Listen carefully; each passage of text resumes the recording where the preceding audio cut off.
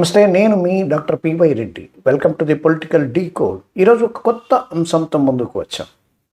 మధ్యప్రాచ్యంలో చాలా మార్పులు జరుగుతూ ఉన్నాయి. వాటిలో ప్రధానమైనటువంటిది గల్ఫ్ దేశాలన్నీ కూడా ఏకమయ్యేటటువంటి స్థితి కనిపిస్తూ ఉంది. ఇవన్నీ కలిసి తమను తాము రక్షించుకోవాలా అనేటటువంటి ఆలోచనతో ఒక కూటమిని, నాటో తరహా కూటమిని, అంటే అరబ్ కూటమి, అరబ్ నాటో లేదా ఇస్లామిక్ నాటో అనేటటువంటి ఒక సిస్టమ్ని ఏర్పాటు చేయాలనేటటువంటి ఆలోచనలో ఇవన్నీ కూడా ఇప్పటికే ఏకమయ్యాయి. ఖతార్లో ఒక్కసారి సమావేశం కూడా నిర్వహించాయి. ఈ కూటమి ఏర్పడితే, నాటో కూటమి ఏర్పడితే యూరోపియన్ నాటో కూటమి తరహాలో వ్యవహరిస్తుందా, లేక ఏదైనా దేశాలకు బానిస అవుతుందా? ఈ కూటమిలో ఉన్నటువంటి దేశాలకు ఏ దేశానికి ఎంతెంత సత్తా ఉంది అనేటటువంటిది ఒకసారి మనం విశ్లేషించేటటువంటి ప్రయత్నం చేద్దాం. మొదటగా సౌదీ అరేబియా దేశాన్ని తీసుకున్నట్లయితే, సౌదీ అరేబియా దేశం ఆర్థికంగా చాలా పరిపుష్టి కలిగినటువంటి దేశం, అలాగే సాఫ్ట్ దేశం అనేటటువంటిది ఉన్నటువంటి పేరు. ఇక్కడ ఆయిల్ వ్యవహారాలు కానీ ఇవన్నీ కూడా ఈ కూటమికి సంబంధించి బ్రహ్మాండమైనటువంటి ఆర్థిక పరిపుష్టిని సమీకరించగలిగేటటువంటి కెపాసిటీ ఈ సౌదీ అరేబియాకు ఉంది. ఆర్థిక వ్యవహారాలను చూసుకోగలిగేటటువంటి సత్తా ఉన్నటువంటి దేశం. ఇక ఖతార్ దేశం పరిస్థితికి వస్తే, ఖతార్ దేశం ఇప్పటికే వివిధమైనటువంటి ఇస్లామిక్ సంస్థలకన్నిటికీ కూడా ఫండింగ్ చేసి ఉంది. ఈ దేశంలో ఇప్పటికే పలు రకాలైనటువంటి ఇస్లామిక్ దేశాల సమావేశం కూడా నిర్వహించింది. ప్రధానంగా ఎప్పుడైతే ఇజ్రాయిల్ ఖతార్ మీద దాడి చేసిందో ఇక్కడ సమావేశం ఏర్పాటు చేసి మరోసారి నాటో కూటమి అనేటటువంటి దానికి నిర్ణయం తీసుకుంది. ఆర్థికమైనటువంటి అంశాలను కలిగి కాకుండా అమెరికా ఇతర అన్ని సంస్థలతో కూడా దౌత్యపరమైనటువంటి వ్యవహారాలను నడపగలిగేటటువంటి కెపాసిటీ ఖతార్కు ఉంది. ఇక మరో దేశం ఈజిప్ట్ విషయానికి వచ్చినట్లయితే, ఈజిప్ట్ ఇప్పటికే ఈ అంశం పైన బయటికి మాట్లాడలేకపోయినప్పటికీ కూడా గాజాపై, అలాగే ఇరాన్పై, అలాగే ఖతార్పై ఇజ్రాయెల్ అమెరికాలు కలిపి జరిపిండేటటువంటి దాడుల మీద ఈజిప్ట్ అనేటటువంటిది లోపలే గరంగా ఉన్నటువంటి స్థితి కనిపిస్తుంది.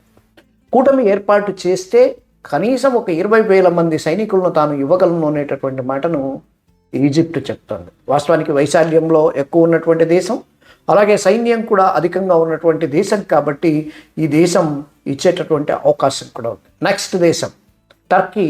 ఈ టర్కీ ఏం చేయగలదు ఈ కూటమికి అనేటటువంటిది ఒకసారి మనం పరిశీలిస్తే, టర్కీ సాంకేతికంగా ముందంజలో ఉన్నటువంటి దేశం.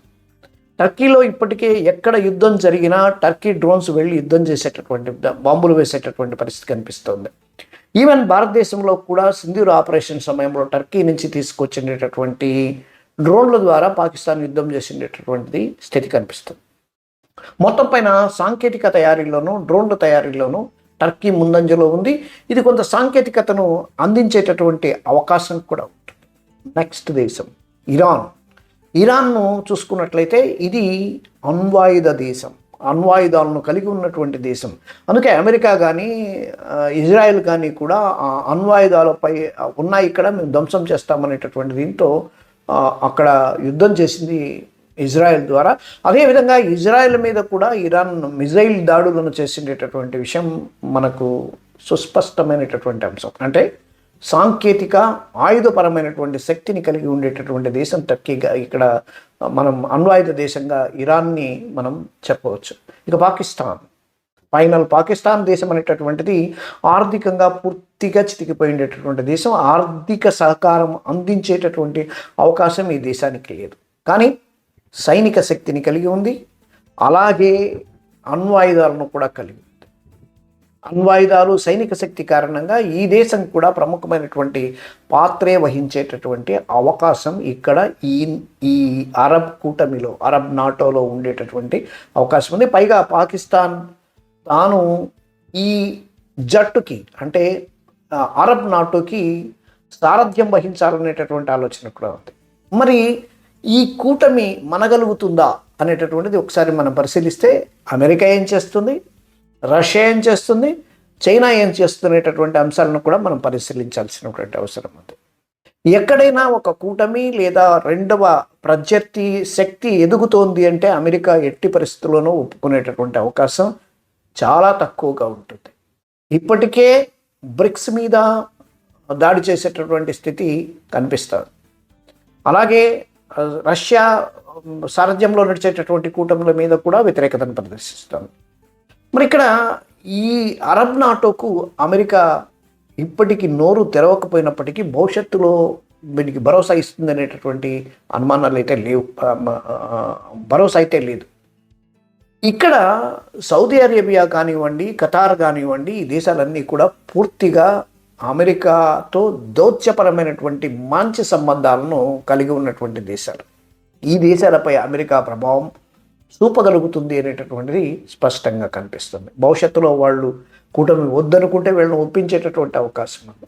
ఇక రష్యా ఇప్పటికే ఒక విధమైనటువంటి ప్రకటనను కూడా చేసింది. ఈ అరబ్ నాటో అనేటటువంటిది అంత సులభమైనటువంటి అంశం కాదు అనేటటువంటిది చెప్పింది. ఇప్పటికే అమెరికాను వ్యతిరేకిస్తున్నటువంటి ఇరాన్ కానివ్వండి, ఇతర దేశాలన్నీ కూడా రష్యాతో కలిసిమెలిసి నడుస్తున్నాయి. టర్కీ అటు ఇటు ఉంటుంది. టర్కీ ఇప్పటికే పూర్తిగా నాటో కూటమిలో ఉన్నప్పటికీ కూడా టర్కీ కూడా అవసరం అనుకుంటే ఇటు అటు జంప్ అయ్యేటటువంటి అవకాశాలు ఉంటాయి. కాబట్టి రష్యాలో ఈ దేశంలో ఈ కూటమిలోని కొన్ని ప్రాంతాలను రష్యా ప్రభావితం చేసేటటువంటి అవకాశం ఉంటుంది. ఇక చైనా అంశానికి వచ్చినట్లయితే చైనా పూర్తిగా వ్యాపార ధోరణి కలిగినటువంటిది. ఈ గల్ఫ్ దేశాల్లో వివిధ ప్రదేశాల్లో చైనా ఇప్పటికే కొంత పెట్టుబడులను కూడా పెట్టి ఉంది. వివిధ దేశాల్లో ఇరాన్, ఇరాక్, ఇలా రకరకాల పాకిస్తాన్ వంటి దేశాల్లో ఇప్పటికే పెట్టుబడులు పెట్టి ఉంది.